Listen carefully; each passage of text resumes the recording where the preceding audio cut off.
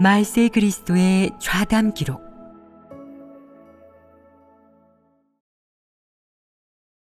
진리 원칙을 구해야 제대로 본분을 이행할 수 있다. 하나님을 믿음에 있어서 진리를 얻을 수 있는지 없는지의 핵심은 본분을 이행하는 일에서 책망과 훈계를 받을 수 있는지 없는지, 원칙에 따라 일을 처리할 수 있는지 없는지, 하나님의 모든 지배와 안배에 순종할 수 있는지 없는지에 있다.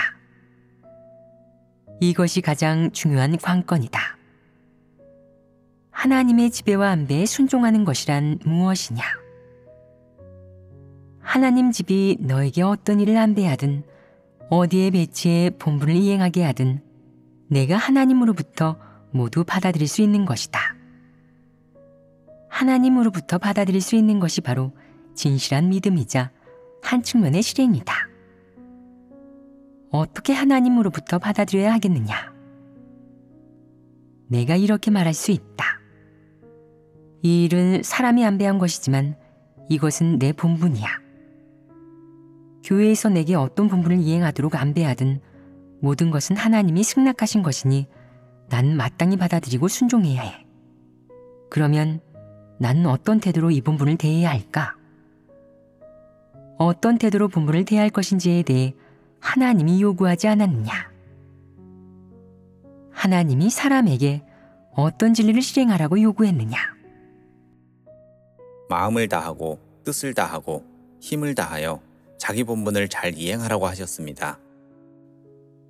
너희가 이 원칙에 따른다면 내가 게으름을 피우고 본분을 이행하기 싫거나 불평하는 마음이 생겼을 때 원칙을 구하게 된다.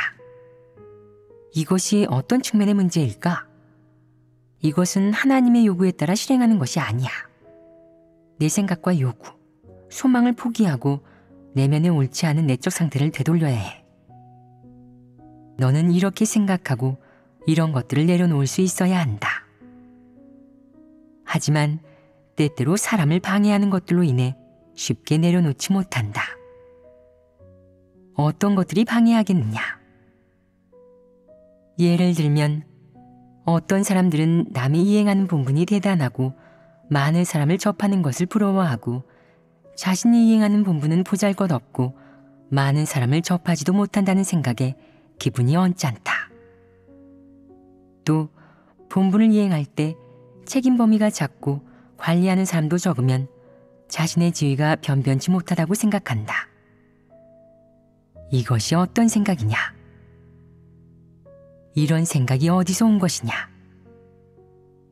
모두 폐괴 성품에서 나온 것이다. 폐괴 성품에서 생겨난 이것들이 무엇이겠느냐? 사적인 의도, 계획, 욕망, 야심이다. 그러면 이것들을 어떻게 해결해야 하겠느냐?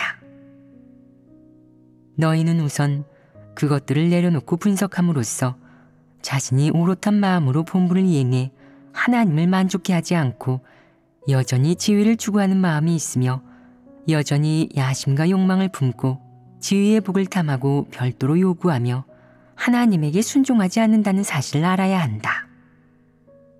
그러면 하나님 앞으로 나아가 이렇게 기도해야 한다.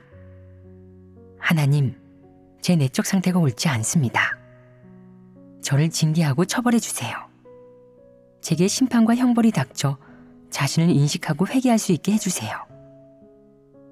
내가 회개하는 마음을 품고 하나님 앞으로 나아가 자신을 질책하고 징계해 달라고 하면 하나님은 내 분량에 따라 내게 징계를 내릴 수도 있고 너를 조금 인도해 줄 수도 있다.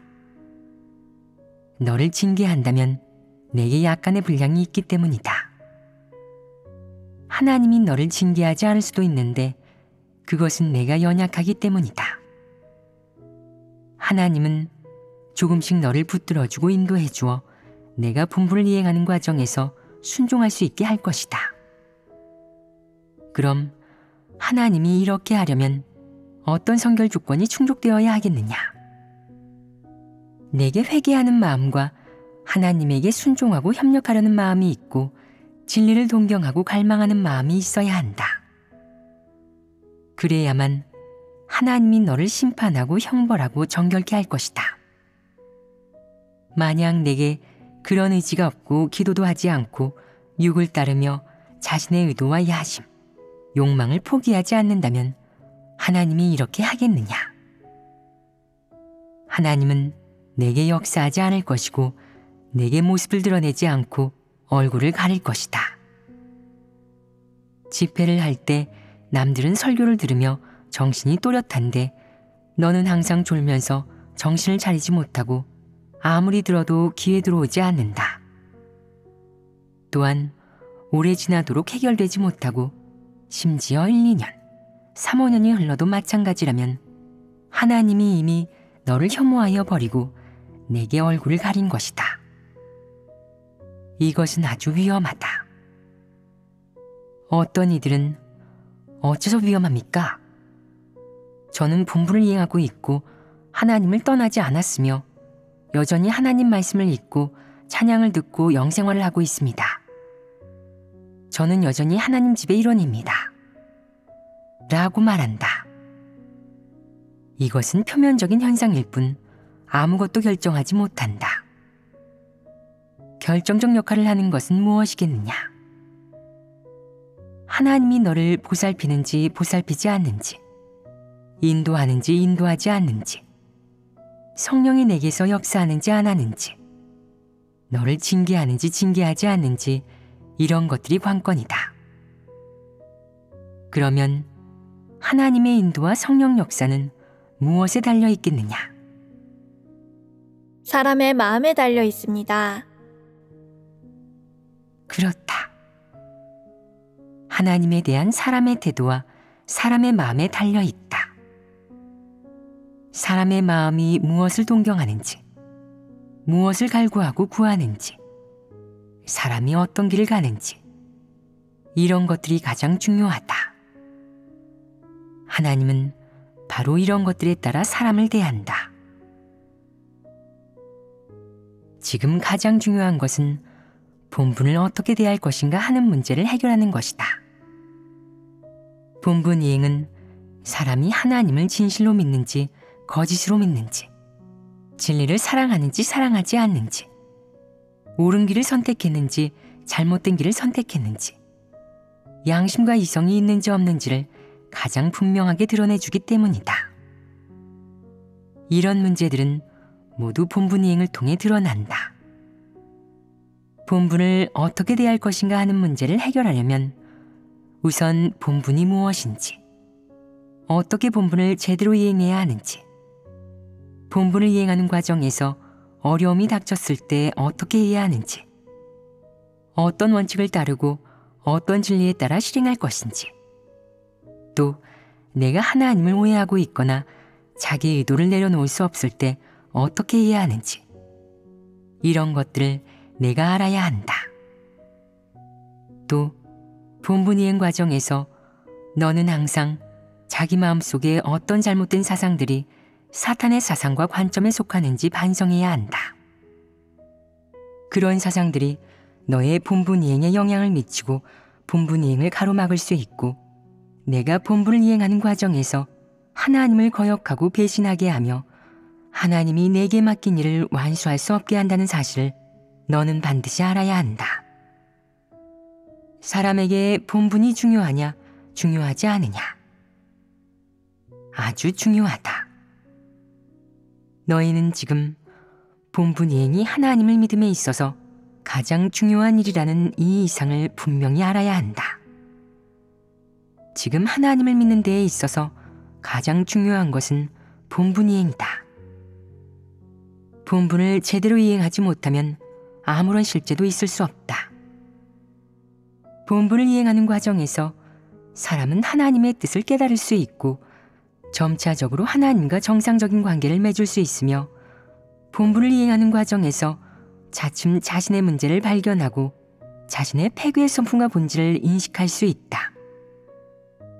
또 그와 동시에 자신을 반성하는 과정에서 하나님이 사람에게 요구하는 것이 무엇인지도 차츰 알 수 있다. 하나님을 믿는다는 것이 대체 무엇인지 이제 너도 알 수 있을 것이다. 사실 그것은 진리를 믿고 진리를 얻는 것이다. 본분을 이행하면 진리 생명을 얻을 수 있고 본분을 이행하지 않으면 진리 생명을 얻을 수가 없다. 본분을 이행하지 않으면 하나님을 믿는 것에 실제가 있겠느냐? 실제가 없다. 그러므로 내가 본분을 잘 이행하지 않으면 진리를 얻을 수 없다고 하는 것이다. 일단 도태되면 내가 하나님을 믿는 일에서 실패했음을 의미한다. 설령 내가 입으로는 하나님을 믿는다고 할지라도 이미 하나님을 믿는 의의를 잃은 것임을 분명히 알아야 한다. 어떤 본분을 이행하든 간에 실행해야 하는 진리와 알아야 하는 원칙은 모두 동일하다. 너희가 리더 일꾼이 되든 접대에 요리를 하든 아니면 바깥일이나 힘쓰는 일을 하든 이행하는 본분은 각기 다르더라도 따라야 하는 진리 원칙은 모두 같다. 바로 진리와 하나님의 말씀에 따라야 한다는 것이다. 그러면 가장 중요하고 주된 원칙이 무엇이겠느냐? 마음을 다하고 힘을 다하고 뜻을 다해 본분을 잘 이행함으로써 본분 이행이 합격점에 도달해야 한다는 것이다.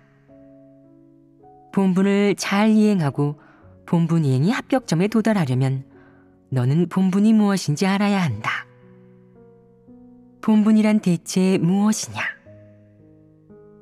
본분이 너 자신의 사업이겠느냐? 만약 내가 본분을 자신의 사업으로 여기고 온 힘을 다해 잘해냄으로써 내가 얼마나 큰 성취를 거두었는지, 얼마나 영예로운지 남들에게 보여주고 싶고 또 그렇게 평생을 사는 게 의미 있는 일이라고 생각한다면 이 관점이 옳은 것이겠느냐? 이 관점은 무엇이 문제냐? 하나님이 맡긴 일을 자신의 사업으로 여긴 것이 잘못이다. 사람들이 보면 훌륭하다고 생각하겠지만 하나님이 보면 이것은 잘못된 길을 가고 진리 원칙에 위배되는 것으로 하나님에게 정죄되는 것이다. 본분 이행은 반드시 하나님의 요구와 진리 원칙에 따라야만 하나님의 뜻에 부합할 수 있다. 진리 원칙을 거스르고 사람의 뜻대로 행한다면 그것은 범죄이자 하나님에 대한 대적으로 징벌받아 마땅한 일이다. 사람이 어리석고 무지하고 진리를 받아들이지 않으면 이런 결말을 맞이하게 된다. 하나님을 믿는 사람은 하나님이 사람에게 요구한 것을 분명히 알아야 하고 이 이상을 반드시 알아야 한다. 우선 본분이 무엇인지에 대해 얘기해 보겠다. 본분은 너 자신의 경영도 아니고 너 자신의 사업도 너 자신의 직업도 아니다. 그것은 하나님의 사역이다. 하나님의 사역에 너의 협력이 필요해서 생겨난 것이 내 본분이다. 하나님의 사역 가운데서 사람이 협력해야 할 부분이 바로 사람의 본분이다.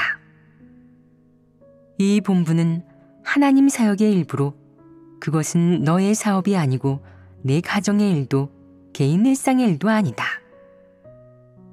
내가 이행하는 본분이 외부적인 일이든 내부적인 일이든 머리를 쓰는 일이든 힘을 쓰는 일이든 전부 사람이 마땅히 이행해야 할 본분으로 다 교회의 사역이고 하나님 경륜의 일부이고 하나님이 내게 맡긴 일이다. 그것은 내 개인의 사적인 일이 아니다. 그렇다면 너는 본분을 어떻게 대해야 하겠느냐? 최소한 내 성질대로 해서는 안 되고 함부로 행동해서도 안 된다. 예를 들어 형제자매를 위해 음식을 만드는 것이 내 책임이고 그것이 내 본분이라면 너는 이 일을 어떤 태도로 대해야 하겠느냐? 진리 원칙을 구해야 합니다. 진리 원칙을 어떻게 구할 것이냐? 이것은 실제와 진리에 관한 문제다. 너는 어떻게 하면 진리를 실행할 수 있을지, 어떻게 하면 이 본분을 잘 이행할 수 있을지, 이것이 어떤 측면의 진리에 관한 것인지 곰곰이 생각해 보아야 한다. 첫 단계로 우선 내가 알아야 할 것이 있다. 내가 먹으려고 음식을 만드는 것이 아니라 이것은 내 본분이다. 라는 것이다. 이것은 이상 측면이다. 두 번째 단계는 무엇이겠느냐? 어떻게 하면 음식을 잘할 수 있는지 생각해야 합니다.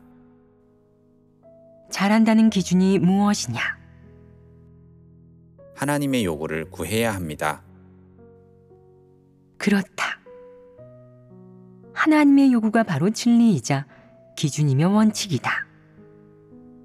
하나님의 요구에 따라 행하는 것이 한 측면의 진리다. 우선 너는 이 측면의 진리를 생각한 뒤에 하나님께서 내게 이 본분을 이행하게 하셨어. 그러면 하나님의 요구 기준은 무엇일까? 하고 곰곰이 생각해 보아야 한다. 이 기초가 우선적으로 갖춰져야 한다. 그러면 어떻게 해야 하나님의 기준에 부합할 수 있을까? 바로 건강에 좋고 맛있고 깨끗해야 한다는 것이다. 먹고 난 다음 몸에 해롭지 않은 것은 세부적인 문제다. 내가 이 원칙에 따라 음식을 만들면 내가 만든 음식은 하나님의 요구에 따라 만든 것이다. 어째서 이렇게 말하겠느냐? 내가 이 일에서 이 측면의 원칙을 구하고 하나님이 부여한 범위를 벗어나지 않았기 때문이다. 그렇게 한다면 옳은 것이고 내 본분을 잘 이행한 것으로 합격점에 도달한 것이다.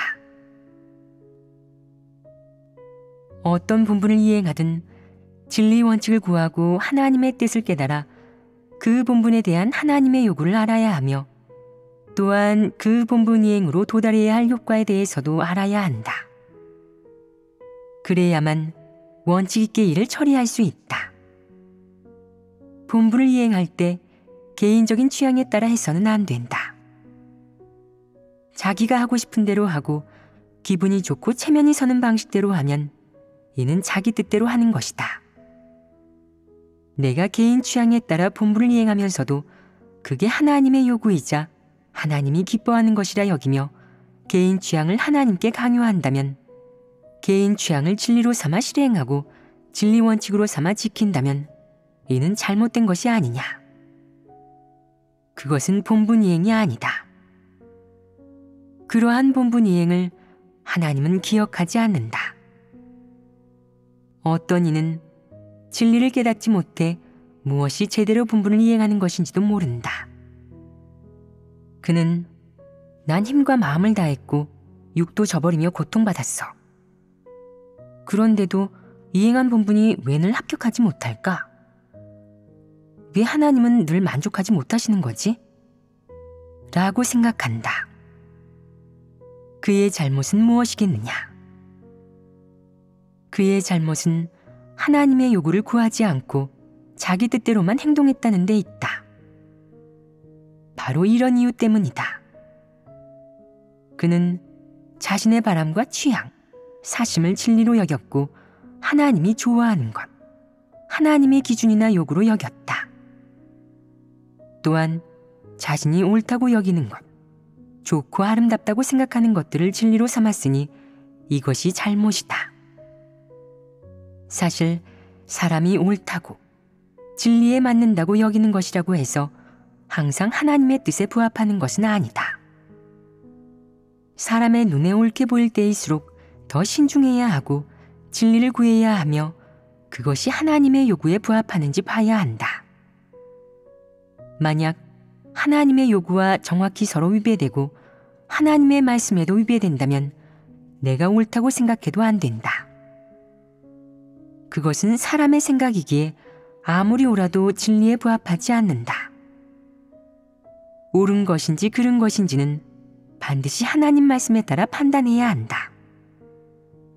하나님 말씀이 근거가 되지 않으면 사람이 아무리 옳다고 생각해도 그것은 틀린 것으로 포기해야 한다.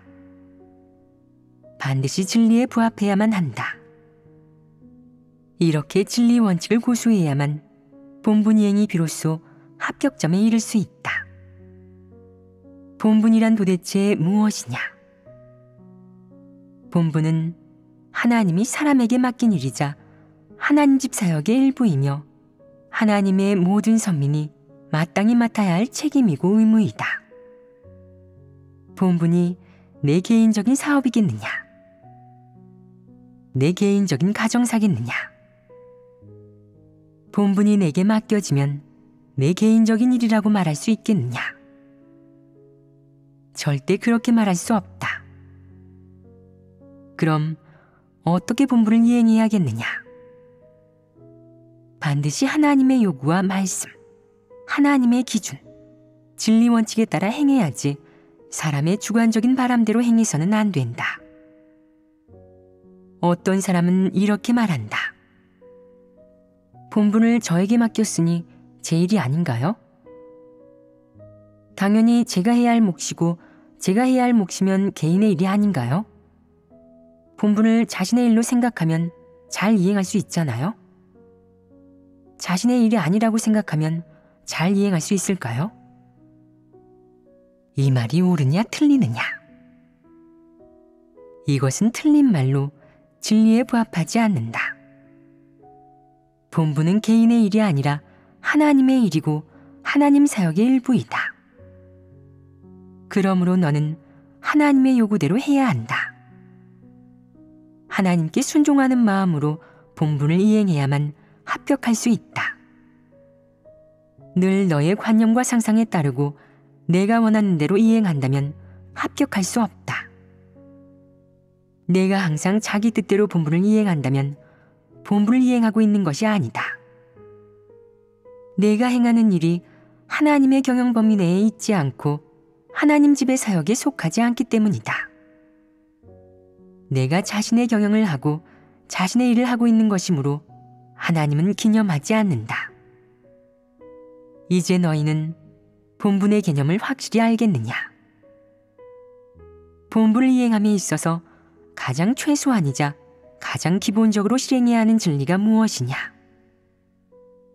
마음을 다하고 뜻을 다하고 힘을 다해 사람의 본분을 잘 이행해야 한다는 것이다. 본분을 이행하는 과정에서 어째서 많은 사람들이 온갖 악행을 저지르고 교회의 사역을 방해하고 교란하다가 결국 도태되는 것이겠느냐? 그들이 진심으로 하나님을 위해 헌신하는 것이 아니라 늘 하나님과 거래를 하고 진리를 조금도 받아들이지 않기 때문이다. 그들이 얼마나 많은 패괴를 드러내든 얼마나 많은 악행을 저지르든 그들은 한 번도 진리를 구해 해결하려 하지 않고 수차례 책망과 훈계를 겪고도 진실로 회개하지 않은 채 계속 제멋대로 행동하고 온갖 악행을 저지르며 그들의 사악한 본질을 완전히 드러내다가 하나님의 선민에게 간파당하고 결국 드러나서 도태된다. 그들의 본분 이행은 실로 꼴불견이다. 조금 부족한 것이 아니라 너무 많이 부족하다. 그들은 접시를 하나 씻으면 밥그릇을 하나 깨뜨리니 그들을 봉사하게 하면 득보다 실이 크다. 또 그들은 아무리 진리를 교제해도 받아들이지 않고 책망하고 훈계해도 회개하지 않는다. 계속 그들을 쓴다면 그들은 교회의 각종 사역을 가로막고 방해하며 장애물이자 걸림돌이 될 것이다. 이런 사람들을 교체하고 도태시켜야 하지 않겠느냐? 사람에게 정말로 조금의 양심과 이성이 있다면 올바른 일을 할 수 있고 본분을 이행하면서 수시로 자신을 반성하고 잘못된 점과 문제를 발견하면 즉시 바로잡을 수 있으며 이렇게 3, 5년을 거치면 작은 변화가 생길 수 있다. 그러면 기초가 생겨서 비교적 안전해지며 특별한 상황이 없으면 도태되지 않는다. 오랫동안 하나님을 믿고도 진리를 조금도 받아들이지 않는 사람은 본분을 잘 이행할 수 없고 심지어 방해하고 교란하는 일을 저지를 수도 있는데 이런 사람들은 자연히 도태된다. 그들은 죽어도 회개하지 않는 사람들이고 오랫동안 하나님을 믿고도 이방인과 다를 바 없으며 모두 불신파이기 때문이다. 사람의 본분 이행에 가장 큰 걸림돌은 개인의 의도가 너무 많다는 점이다. 그러면 본분을 잘 이행하기 위한 선결 조건은 무엇이겠느냐? 바로 자신의 여러 가지 의도를 내려놓는 것이다. 예를 들어 한 가지 일이 닥쳐서 내 마음이 매우 언짢지만 본분이 너에게 임하면 너는 선택에 직면하게 된다. 매우 중요한 때다. 내 마음이 언짢고 불쾌한 감정이 들거나 사적인 일이 있더라도 너는 그런 것들을 한쪽으로 밀어놓은 뒤 먼저 자기 본분을 잘 이행해야 한다. 그런 다음 본분에 영향을 미치지 않는 상황이 된 뒤에 자기 일을 고려해야 한다.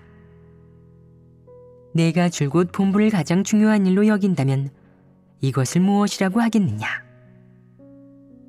본분을 존중한다고 한다. 이것은 하나님에 대한 충성심이다.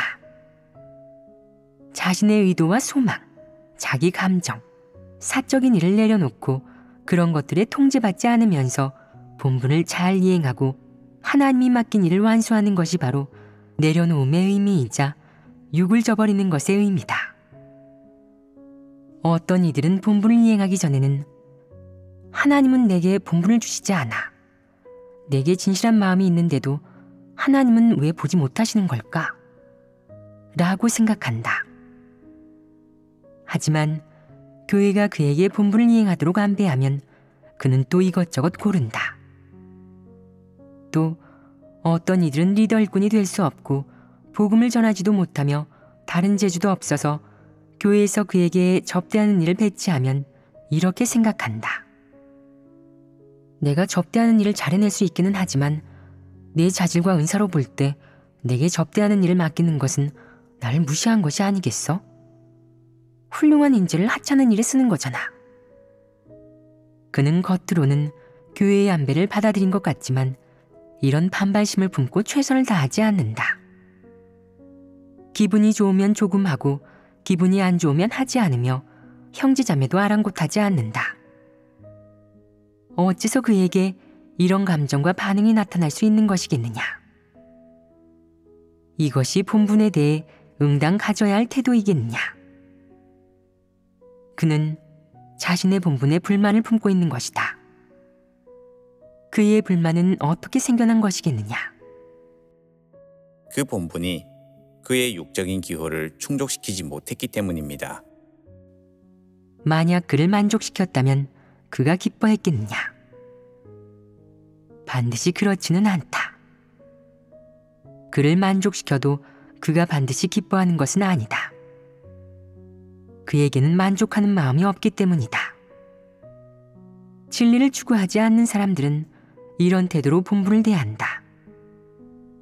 사람은 항상 체면이 서고 생색나는 본분을 이행하고 싶어하고 그러면서도 수월하고 육체가 아니라며 바람도 맞지 않고 뙤약볕을 쬐지도 않고 아무런 고생도 겪지 않아야 하고 또 진리를 깨닫고 하나님의 은총과 축복을 받을 수 있는 본분이길 바란다. 이런 것들을 모두 원하고 마지막에는 하나님에게 본분을 잘 이행했다는 말까지 들어야 한다. 이것이 떡 줄 사람은 생각도 안 하는데 김치국부터 마시는 꼴이 아니겠느냐. 이런 일방적인 바람을 내려놓지 못하면 너는 본분을 잘 이행할 수 없다. 예전에는 항상 이런 사람들이 진리를 추구하지 않는다고 말했지만 지금 자세하게 말하자면 이런 사람들은 너무 욕심이 많고 패역하며 본분에 대해 충성심이 전혀 없고 하나님이 맡긴 일에 진심으로 순종하지 않는 것이다. 그러면 자신의 의도를 내려놓으려면 어떻게 실행해야 하겠느냐? 한편으로는 자제하고 저버려야 한다. 또 한편으로는 기도해야 하며 순종하겠다는 소망을 갖고 이렇게 말해야 한다. 하나님, 당신이 제게 이 본분을 배치하고 안배하셨습니다. 비록 제게 육적인 선택이 있어 이 본분을 이행하길 원치 않지만 주관적인 소망으로는 하나님께 순종하길 원합니다. 다만 제가 너무 폐괴되고 패역하며 인성과 인품이 좋지 않으니 하나님께서 저를 징계해 주세요. 그러면 너의 본분 이행의 순결도가 조금 높아지지 않겠느냐. 만약 사람이 오로지 자기가 원하는 것을 고집하며 내려놓지 않고 남들이 리더가 되어 체면이 서고 복음을 전하며 많은 사람을 접촉하고 견문이 넓어지는 것처럼 보여 자기 본분을 이행하기 싫어하면 이것이 순종하는 태도이겠느냐? 하나님의 지배와 안배를 받아들이는 태도이겠느냐? 하나님이 내게 동쪽으로 가라고 하는데 너는 한사코 서쪽으로 가면서 내게 서쪽으로 가라고 하지 않았다고 하나님을 원망하고 오해하고 늘 하나님과 힘겨루기를 하면 성령이 내게서 역사할 수 있겠느냐? 하지 않을 것이 분명하다. 성령이 역사하지 않으면 사람에게 어떤 내적 상태와 모습이 나타나겠느냐? 하나님 말씀을 읽어도 이해하지 못하고 설교 교통을 들어도 이해하지 못하며 심지어 항상 졸기만 하고 무슨 일이 닥쳐도 통찰하지 못하여 마음속으로 항상 추측하고 의아해하며 이렇게 생각한다. 남들은 하나님 말씀을 저렇게 잘 이해하는데 나는 하나님 말씀을 읽으면 왜 빗비춤을 얻지 못할까? 남들은 내적 상태가 항상 단순하고 자유로운데 나는 어째서 항상 답답하고 언짢고 불편한 것일까? 남들은 무슨 일을 하든 저렇게 순조롭고 하나님의 인도가 있는데 나는 어째서 그렇지 못한 걸까? 그는 이 문제의 원인이 무엇인지 알지 못한다. 그는 하나님에게 순종하는 태도가 없고 항상 하나님에게 자신의 소원을 들어주어야만 그가 본분을 잘 이행할 수 있다고 요구한다. 그가 원하는 것을 얻지 못하면 소극적이고 반발하고 본분을 이행하지 않는다. 하나님이 이런 사람에게 역사할 수 있겠느냐? 그는 진실한 믿음이 없고 패역하고 대적하는 마음만 가득 차 있으니 하나님도 그를 한쪽에 내버려 둘 수밖에 없다. 사람이 어떤 태도로 본분을 대해야 하겠느냐? 하나님의 지배와 안배에 순종하고 자신의 모든 의도를 내려놓아야 한다. 사람의 의도에 어떤 것들이 있느냐? 자신의 속셈, 계획, 육적으로 좋아하는 것 등이 있습니다. 예를 들면 내가 한 접대집에 가는 것을 좋아한다고 치자. 그 집의 음식이 맛있고 집도 멋지고 에어컨과 히터도 있는 것을 보고 너는 그 집에서 살 수 있으면 얼마나 좋을까 하고 생각한 뒤 이렇게 기도를 했다. 하나님, 제가 그 접대집에서 살 수 있게 해주시면 안 되나요? 제가 안위를 탐하고 있다는 것은 알지만 그걸 저버릴 수가 없습니다. 제 분량이 작은 것을 이해하시고 저를 그 집에서 살 수 있게 해주세요. 그러면 본분을 잘 이행하고 충성을 다할 것이며 하나님을 배반하거나 마음 상하게 하지 않을 것을 약속드립니다. 이렇게 열흘, 보름 동안 기도했지만 결국 너는 조건이 가장 나쁜 곳으로 배치되었다. 그러자 너는 괴로워하며 마음속으로 원망했다. 하나님이 사람의 배부와 심장을 감찰하기는 무슨, 내가 속으로 무슨 생각을 하는지 하나님은 전혀 알지 못하시잖아. 나는 좋은 것을 원하는데 하나님은 내게 나쁜 것을 주셨어. 일부러 나를 적대하려고 하시는 것 같아. 마음속에서 반발심이 솟구쳐서 너는 이렇게 말한다. 하나님께서 저를 만족시켜 주시지 않았으니 저도 하나님을 만족해 하지 않을 것입니다. 저도 본분을 잘 이행하지 않을 것입니다. 하나님께서 저를 만족시켜 주시면 그때 가서 본분을 잘 이행하겠습니다. 이것이 하나님을 믿는 것이냐? 이것이 본분을 이행하는 것이냐?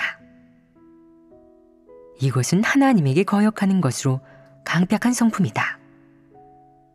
너는 이렇게 말한다. 하나님이 나를 만족시켜 주시지 않으면 나도 하나님을 만족해 하지 않겠어.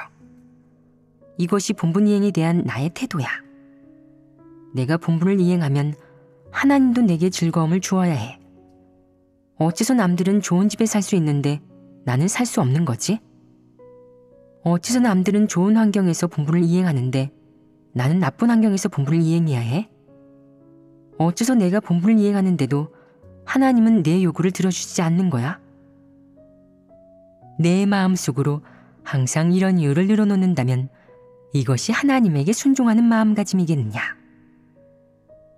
내가 이렇게 본분을 이행하면 양심과 이성이 있는 것이겠느냐? 예전에 내가 절대 하나님과 겨루지 마라 라고 했었는데 이것이 바로 하나님과 겨루는 것이다. 내가 하나님과 겨룬다면 하나님이 너를 어떤 태도로 대하겠느냐? 하나님은 아무것도 하지 않고 사람을 방임하실 것입니다. 하나님이 너를 내버려 두고 아랑곳하지 않을 것이다. 하나님이 너와 논쟁하겠느냐? 하나님은 너와 논쟁하지 않는다. 내가 만약 사소한 악행을 저질러서 심각하지 않다면 너를 남겨두고 며칠 더 봉사하게 할 것이고, 내가 악행을 많이 저지른 데다가 교회의 사역을 방해하고 교란할 만큼 심각하다면 너는 제명될 것이다. 너를 남겨두고 봉사하게 하는 기간 동안 내가 회개한다면 하나님이 너를 깨우쳐 주겠지만, 내가 회개하지 않고 하나님과 계속 겨룬다면 그것은 내가 너무 사악하고 고집스러운 것이다. 그러면 결국 손해를 보는 것은 누구겠느냐? 바로 너 자신이다. 너는 이 사실을 잘 알아야 한다. 하나님과 겨루는 것은 가장 곤란하고 가장 큰 문제다. 평안하고 무탈한 때에 사람들은 하나님을 믿는 것이 아주 좋은 일이라고 생각하고 하나님에게 아무런 관념도 갖지 않는다. 하지만 재난이나 화가 조금 닥치면 사람은 하나님에게 관념이 생기고 심지어 하나님을 원망하고 감히 하나님에게 대든다. 대체 하나님이 있긴 한 겁니까? 하나님이 어디에 있습니까? 나도 막강한 힘과 실력을 가졌으니 하나님과 겨뤄보겠습니다. 하나님이 날 어쩔 수 있겠습니까? 하나님은 너를 어떻게도 하지 않겠지만 너의 저열함과 강팍함을 드러내고 내가 아주 문제가 많음을 드러낼 것이다. 내가 문제가 많다는 것이 무슨 뜻이겠느냐? 내가 긍정적인 사물을 좋아하지 않고 하나님에게 순종하지 않으려 한다는 뜻이다. 너는 하나님이라는 것을 알면서도 순종하지 않고 진리를 받아들이기 어려우며 강팍하고 우매하다. 하나님은 너 같은 사람을 좋아하지 않는다. 너는 내 본분을 계속 이행하기 어려울 것이고 봉사도 하지 못하고 결국 드러나서 도태될 것이다. 이것이 바로 결과다. 결과가 이미 나왔는데 위험하지 않겠느냐? 위험합니다. 위험하다는 것을 알면 사람이 어떻게 해야 하겠느냐? 사람은 우선 자신이 누구인지, 자신의 위치가 어디인지, 자신이 어떤 존재인지 알아야 한다. 사람은 피조물이므로 절대로 하나님과 겨뤄서는 안 된다. 하나님과 겨뤄서 결과를 얻어낼 수 없다. 하나님이 내게 주려고 하면 내가 원하지 않고 하나님에게 구하지 않아도 하나님은 내게 줄 것이다. 이것이 하나님의 공의로움이다. 하나님이 내게 줄 생각이 없고 내가 하나님 마음에 들지 않으면 내가 아무리 구해도 소용이 없다. 하나님이 내게 줄 생각이고 내가 인도와 도움, 축복을 받아야 할 사람이라고 생각하면 내가 하나님에게 구하지 않아도 내게 내려줄 것이다.